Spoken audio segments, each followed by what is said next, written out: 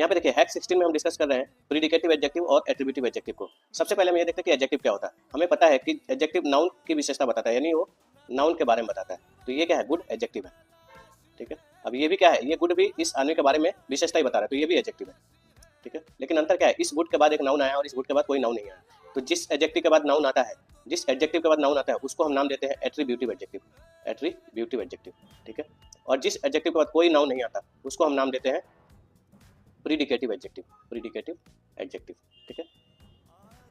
तो यहाँ पे कुछ वर्ड्स ऐसे होते हैं जो हमेशा प्रीडिकेटिव एडजेक्टिव की तरह ही यूज किए जाते हैं, ठीक है। उनको हम एट्रीब्यूटिव के तौर पे यूज नहीं कर सकते। उनमें कौन कौन से, अफ्रेड मतलब डरा हुआ, इल मतलब बीमार, अब अलोन मतलब अकेला, अबलेज मतलब जलता हुआ और अस्लीप मतलब सोया हुआ, ठीक है। तो इनको हमेशा जब भी यूज करेंगे तो प्रीडिकेटिव फॉर्म में यूज करेंगे, यानी इनके बाद कोई नाउन नहीं होगा।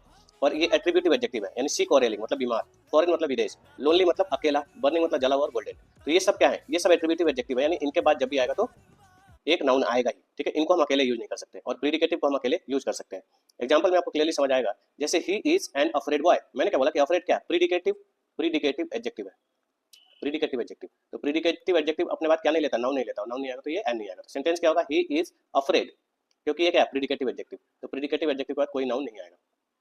ही is an ill man, ill भी क्या है, प्रीडिकेटिव एडजेक्टिव, प्रीडिकेटिव एडजेक्टिव, ठीक है। तो इल क्या है, अपने बाद कोई नाउन नहीं लेगा, तो ये भी नहीं आएगा। तो सेंटेंस क्या होगा, ही इज इल।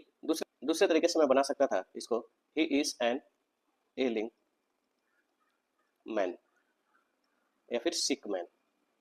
क्यों भाई, क्योंकि एलिंग और सिक ये दोनों ही कैसे एट्रीब्यूटिव एडजेक्टिव है, एट्रीब्यूटिव एडजेक्टिव, यानी ये अपने बाद मैन ले सकते हैं, ठीक है, यानी ये अपने बाद नाउन ले सकते हैं। तो सेंटेंस करेक्ट, तो सेंटेंस और कैसे बन सकता था, ही इज एन एलिंग या फिर सिक मैन, क्योंकि ये दोनों ही एट्रीब्यूटिव एडजेक्टिव के तौर पे यूज हो सकते हैं, ठीक है। यहाँ पे देखिए, ही वेंट टू फॉरेन, सबसे पहले फॉरेन क्या होता है, एट्रीब्यूटिव एडजेक्टिव होता है, एट्रीब्यूटिव एडजेक्टिव। तो ये अपने बाद नाउन लेगा, तो इसके बाद क्या आएगा, कंट्री, ठीक है। तो सेंटेंस क्या होगा, he went to a foreign country, he went to a foreign country. दूसरा करेक्शन का तरीका क्या हो सकता था इसका, इसके बाद फॉरेन की जगह हम अब्रॉड भी बोलते हैं ना, तो अब्रॉड लिख दे, abroad.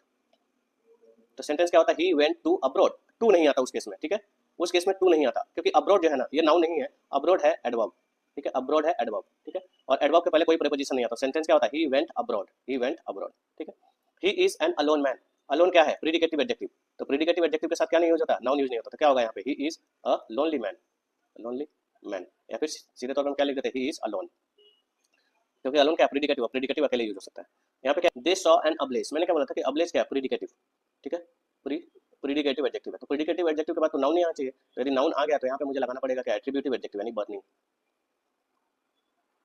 They saw a they saw a burning building, ठीक है। अब ये टेस्ट स्लाइड आपके लिए है, आपको अपने आंसर कमेंट करने हैं।